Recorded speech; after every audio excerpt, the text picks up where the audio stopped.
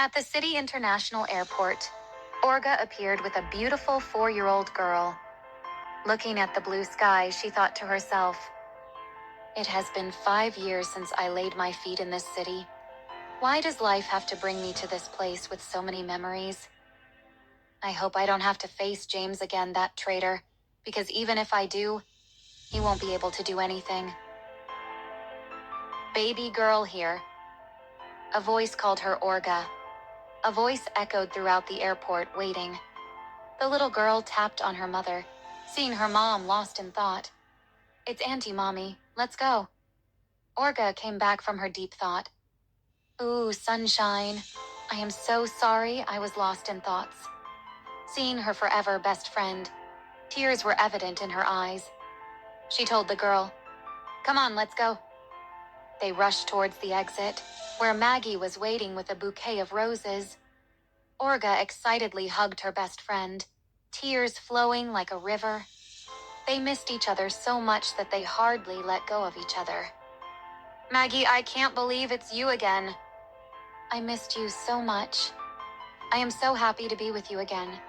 I feel complete that I don't want to let you go. Mommy, can you please stop crying? I also need to hug Auntie Maggie." The two women let go of each other, and Maggie leaned forward to hug and carry the beautiful girl. She whipped out her tears of joy as she lifted the girl up. "I missed you, my baby. I have been longing for this day, so I can hug you. Are you hungry?" The little one was so excited. "Yes, Auntie, shall we get a pizza?"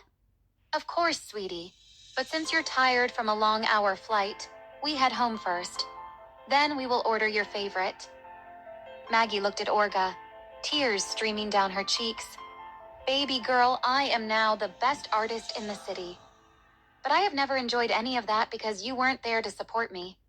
I had none to share all the happy moments, and Raula went abroad for her mother's treatment. Please don't leave me again." Orga was touched. "I won't. I swear." Orga was surprised to see the crowd shouting Maggie's name. "Wow, Maggie, this is so interesting. Are those your fans? Are they here for you?" Orga strolled her eyes through the crowd, and with a smile she said, "Yeah, they support me wherever I go. Though it seems fun, it's kind of frustrating because it's like you don't have privacy anymore. So now, are you going to talk to my fans? Just a few words, okay?" Orga was a little afraid to be in the spotlight, considering the fact that James might find out about her return sooner than she planned. But she composed herself again. "Okay, I will." They made their way through the throngs of people. Maggie greeted her fans. "Thank you, everyone, for the love and support. You left whatever you were doing to accompany me here to welcome my dearest friend and sister. It really means a lot. Since she's tired, let's hear her greetings, and then I will take her home to rest." Orga spoke confidence, her beauty shining more than ever. "Hello, everyone. I am so excited to meet you. I know that you are the foundation of her happiness and success. May God bless you." As the crowd cheered and applauded Orga's brief speech, she couldn't help but feel a surge of gratitude for Maggie's fans. Despite the fatigue from her journey, their warm reception lifted her spirits and reminded her of the deep bond she shared with Maggie. After bidding farewell to the crowd, Maggie led Orga and the little girl through the bustling airport, weaving through the sea of people with practiced ease. As they exited the terminal and drove into the cool evening air, Orga couldn't shake the sense of familiarity that washed over her. "It feels like I've come full circle," Orga mused aloud, her gaze wandering over the familiar cityscape. "But this time, I have you and our little duck by my side." Maggie smiled softly, her eyes shimmering with unshed tears. "I'm just glad you're back, Orga. I've missed you more than words can say." As they drove through the streets, the city lights twinkling like stars against the night sky, Orga couldn't help but feel a sense of peace settle over her. Despite the tumultuous journey that had brought her back to this city, she knew that she was exactly where she was meant to be.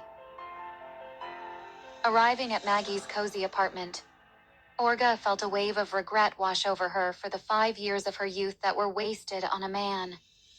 The scent of freshly baked cookies lingered in the air, mingling with the warmth of Maggie's laughter and the sound of the little girl's excited chatter. Settling into the comfortable couch, Orga couldn't help but marvel at the way her life had come full circle. Despite the challenges and heartaches she had faced along the way, she knew that she was surrounded by love and friendship, and that was all that truly mattered. Maggie disappeared into the kitchen to prepare their dinner, as it was already 5 p.m. in the evening. Orga wrapped her arms around the little girl and held her close, savoring the feeling of being reunited with her family once more. At that moment, laughter and love filled the surrounding air as the little one jumped to take some cookies. Orga knew that no matter what the future held, she would always be grateful for the journey that had led her back home. After they were done eating, Orga sighed gracefully. "Maggie, I really missed your cooking. This mushroom soup is superb." Maggie, hearing the compliment, blushed. "You know, Orga, I'm now a fan of this soup. After you left, it kept me going. I used to make your favorite every weekend. I couldn't stop just because you weren't there. Whenever I felt empty, I used to call your number, though it never went through, and then cook your favorite. It was really hard for me and Grandma." Orga looked over to where Kaya was sitting and realized she was sleeping. Oh God, Kaya is dozing on the couch.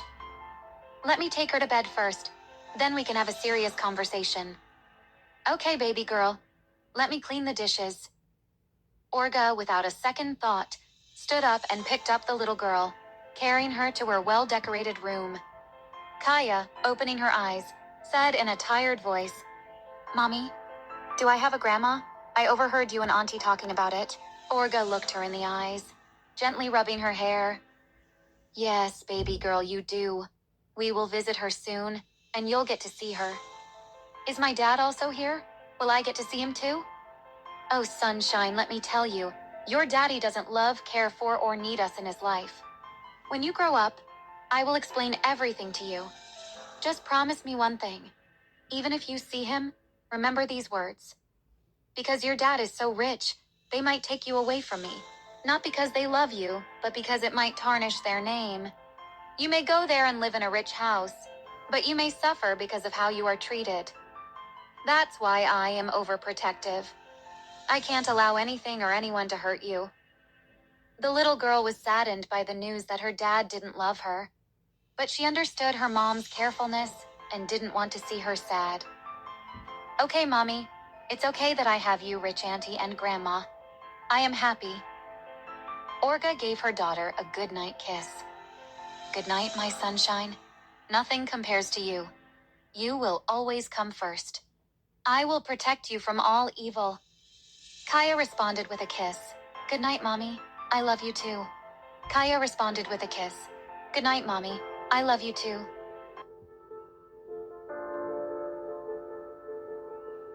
At James's villa, Jocelyn was sitting in their living room, immersed in her phone.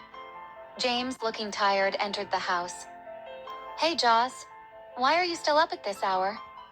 Jocelyn stood up arrogantly and approached James. "James, I should be the one asking you what time it is that you're entering this house. Is this how you want to play the game?" "Joss, please, not now. I'm tired. I had a lot of work today. It's too early for me to argue again. This week there was a problem with the burner phones that we sent to the highest court. As of now, we don't know the cause of the problem. That's why I've been very busy," James said, his tiredness evident in his voice. "No, James. You're forgetting one thing. I am the reason you're here, and for that reason, you should tend to me first whenever I want." Jocelyn complained disrespectfully, her voice commanding, as if she were speaking to a lowly servant. She continued, "How dare you refuse to pick up my calls? You're James Hawkins outside, but here you're someone I own, someone who begged me to help him. So won't you ever make me mad again? Just like I made sure that your plans failed 5 years ago, I can make sure you lose everything you have now if you simply annoy me." Ever since they got married, Jocelyn has become a completely different woman. She cheats on him whenever she feels like it, and she doesn't even hide it. She had not shown even an ounce of respect for him. This marriage gave him back his business, but took away his freedom, confidence, and respect. It's like the world was punishing him for what he did to Olga 5 years ago. He's been captured in a cave, paying the price to his in-laws for saving his company, and enduring all the insults from this mad woman every day. James was surprised to hear what Jocelyn had said, but thought that he might have misheard her.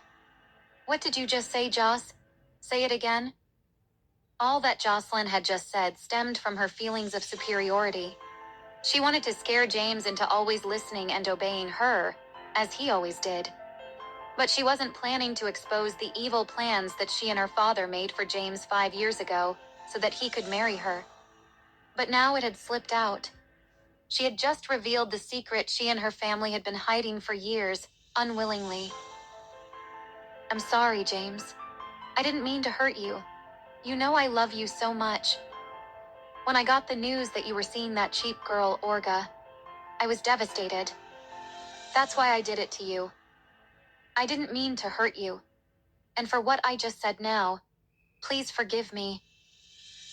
James didn't know what to do or how to react. "You mean the failure of my plans for the Horizon Project was all because of you?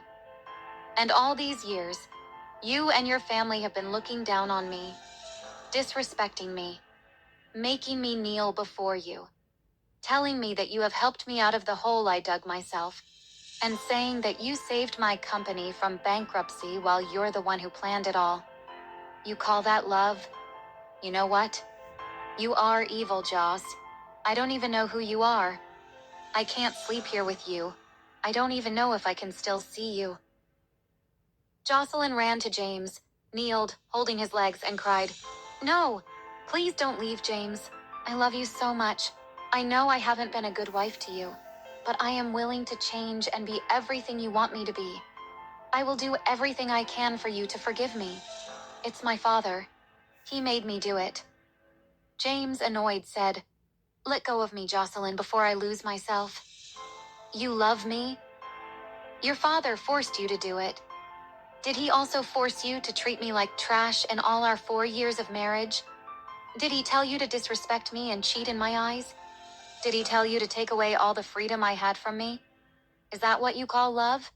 Do you have any idea what hell of a marriage I have been experiencing here? I don't want to see you." James said those words with anger and left the building.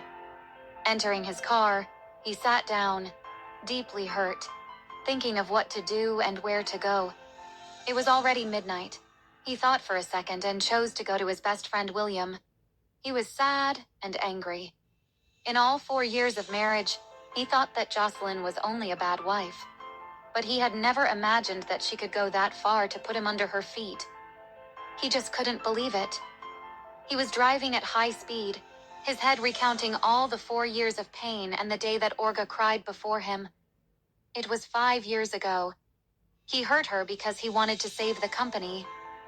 But now all the sacrifices he made were for nothing.